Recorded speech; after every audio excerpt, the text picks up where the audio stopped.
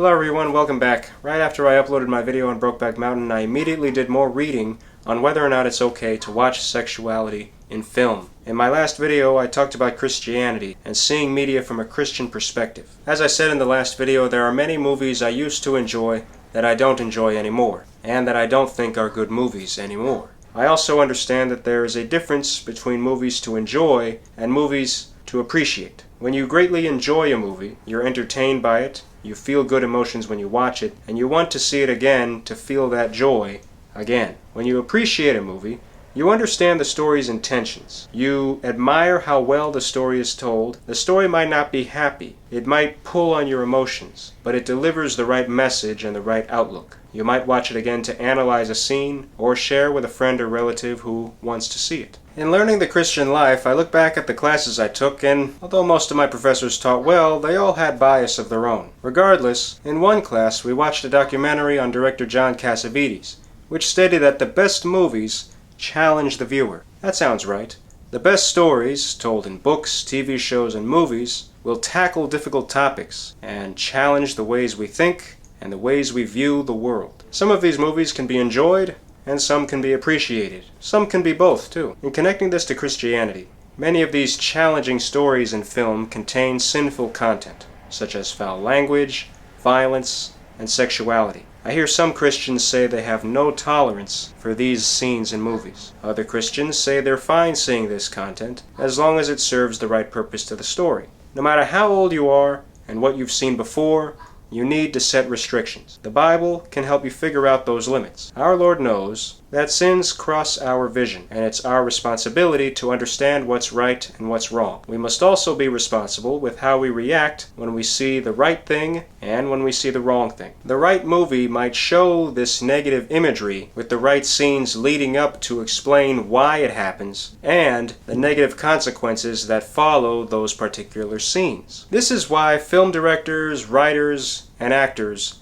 have a very difficult job. They have to take responsibility in how they perform and film these scenes, how they present them, and how they use the scenes to carry the story and convey the message. This is particular in sexual content. There was a time when sexual content was not allowed in movies, back when movies were either approved or disapproved, with the need to be re-edited for approval. Back then, many filmmakers used creative techniques to hint that there was sexuality going on in a scene without showing the sexuality. Two of my favorite movies in film history were made at that time. They portray love, relationships, marriage, and family without showing sexuality. They were great back then, and they hold up greatly today. When the ratings board started, there were still restrictions, but the right filmmakers knew how to explore these boundaries advantageously. Filming sexual scenes starts with knowing how the scene contributes to the story's theme. If the theme is regarding love, the do's and don'ts of love, how immorality can destroy love, the harmful effects of being abused that can lead someone to commit immoral acts later on in life, and if love can be redeemed after destruction. Themes along these lines can work. If the sexual scene does not contribute to the story,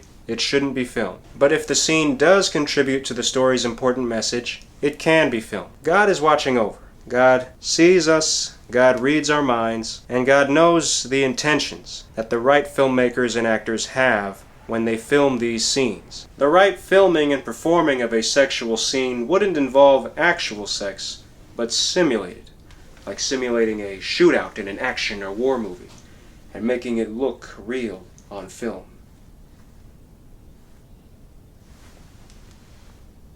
Am I dressed to kill?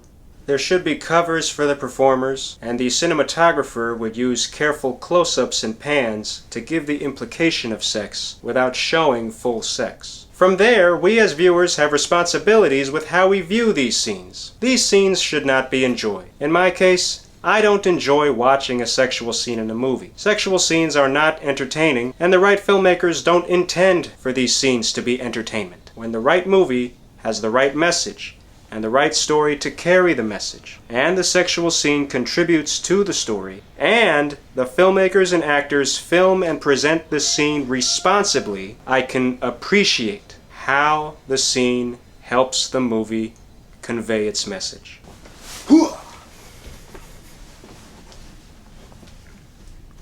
Now again, it's rare when a movie does it right, but it does happen. It's also a matter of the audience.